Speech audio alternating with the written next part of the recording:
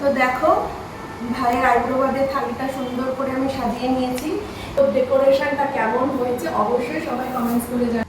নমস্কার বন্ধুরা, আমি পম্পা। আমার নতুন আরেকটি ব্লগে আপনাদের অনেক অনেক স্বাগত।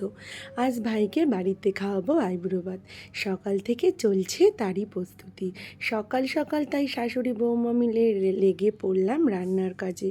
ভাইকে আজকে রকমারি রান্না করে খাওয়াবো, তার জন্য প্রথমে পায়েসটা করে নিলাম, নিয়ে এবার বাকি সমস্ত রান্না বান্না করে নিয়ে তারপরে ফ্রেশ হয়ে নিয়ে বসে পড়লাম আইব্রো ভাতের থালিটা সাজানোর জন্য। তো দেখো আজকে ভাইকে আইব্রো ভাত খাওয়াবো, তো তার জন্য অ্যারেঞ্জমেন্ট করেছি। মেনুতে অনেক কিছু আছে, চলো এবার আইব্রো ভাতের থালাটা সাজিয়ে নিই। তো এই যে এখানে রয়েছে পোলাও, ভাত করেছি, সাদা ভাতটাকেও ঢেলে দিই। আর এখানে এই যে 5 রকমের ভাজা। কি কি ভাজা আছে? আলু ভাজা আছে, কুমড়ো ভাজা, বেগুন ভাজা, পটল ভাজা,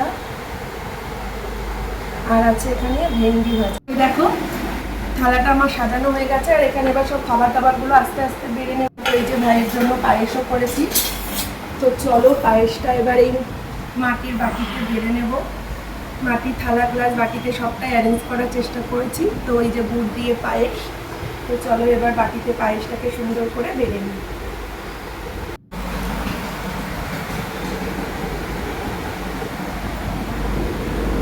দেখো এবার মাটনটাকে প্লেটে সাজিয়ে নিই সুন্দর করে। তো এই যে এবার গোছানো হয়ে গেছে, এবার এই জায়গাটায় সুন্দরভাবে একটু সাজিয়ে দেব। তো এবার ভাই যেখানে বসে খাবে সেই জায়গাটাকে দেখো একটু সুন্দরভাবে ডেকোরেশন করে নিই। চলো ডেকোরেশন করি থালিটা। এই যে পান এনেছি, পান দিয়ে একটু সুন্দর করে ডেকোরেশন করে নিই। দেখো পান দিয়ে ডেকোরেশন করে নিয়েছি, এবার চলো এটাকে একটু ফুল দিয়ে সুন্দরভাবে সাজিয়ে দিই। তো আমার ভাইয়ের বিয়ে বলে কথা, তাই সবটাই নিজের মনের মতো করে সাজিয়েছি।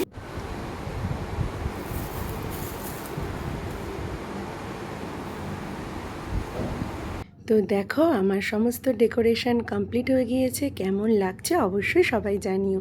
এবার ভাইকে ডেকে এনে খেতে বসানোর পালা। তো এই যে ভাইকে এই আইব্রো ভাতের জন্য এই জামা প্যান্টটা দিয়েছিলাম, তো ভাইকে বললাম ওটা পরেই খেতে বসে পড়তে। তো এই যে ভাই এবার খেতে বসে পড়েছে, বাবিনা ওর মামার পাশে বসে পড়েছে। তো এবার আশীর্বাদ করে নিচ্ছে আমার শাশুড়ি মা।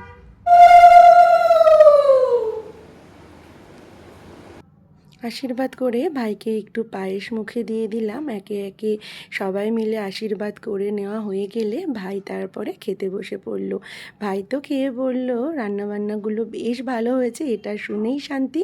তো সকলে আশীর্বাদ করবেন ভাই যেন বিবাহিত জীবনে অনেক সুখী হতে পারে। তো তারপরে দুপুরে খাওয়া দাওয়া করে সবাই মিলে একটু বিকেলে বেরিয়েছিলাম একটা ক্যাফেতে, টুকিটাকি কিছু স্ন্যাক্স খেয়ে। তারপরে ভাই চলে গেল বাড়িতে। কিছুদিন পরে ভাইয়ের বিয়ে, তো সবাই জমিয়ে মজা করে কাটাবো। আজকের মতো ব্লগটা তাহলে এইটুকুই। যদি আমার ব্লগটি ভালো লাগে একটা লাইক কমেন্ট করে পাশে থাকবেন। সবাই সুস্থ থাকবেন, সাবধানে থাকবেন। আবারও চলে আসব নতুন কোনো ব্লগ নিয়ে আপনাদের সামনে। ততক্ষণের জন্য টাটা বন্ধুরা।